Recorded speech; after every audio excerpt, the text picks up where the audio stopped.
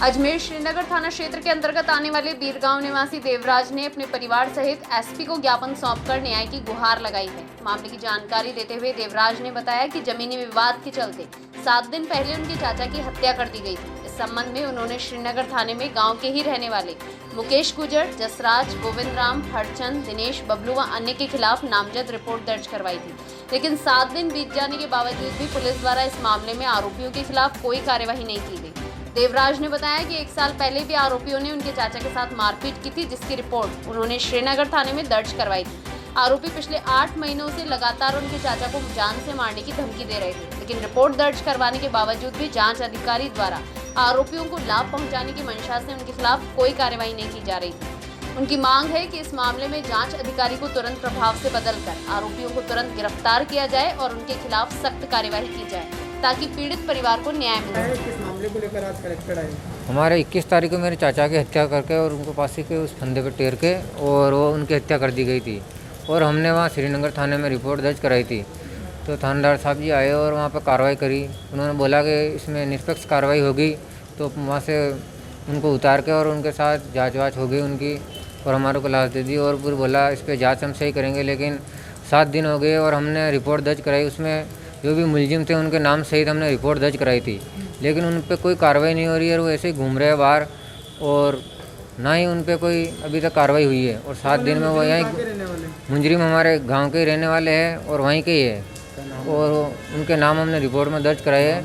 उनका नाम है एक का मुकेश गुजर, एक का जसराज गुजर और गोविंद राम गुजर और ये राजेश गुजर, बबलू गुजर और दिनेश गुजर और हरचंद गुजर। क्यों की थी हत्या, क्या कारण है? हमारे कोई थोड़ा ज़मीनी विवाद चल रहा था, उसमें पहले भी उन्होंने 1 साल पहले उनके साथ मारपीट करी थी, तो हमने उसकी भी रिपोर्ट दर्ज कराई थी।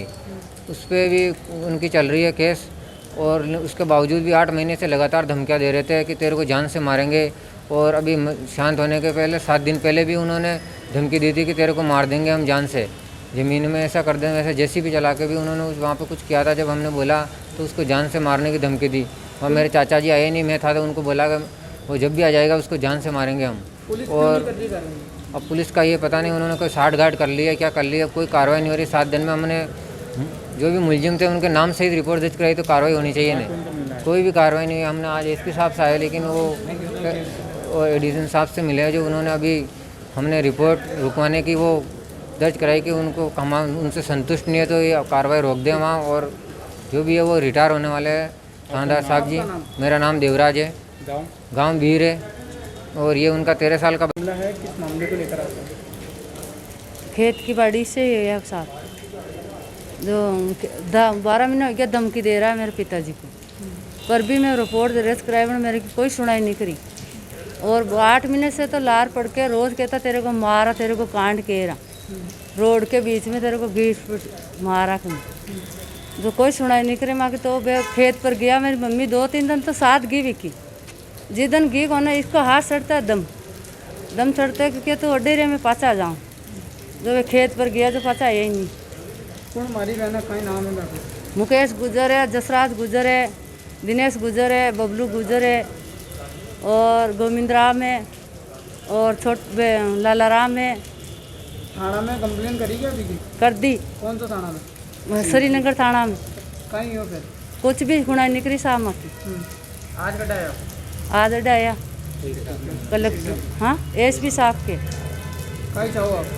साहब में न्याय चाहिए, कार्रवाई कार्रवाई होनी चाहिए, न्याय चाहिए मेरे को। मेरा नाम केसर है।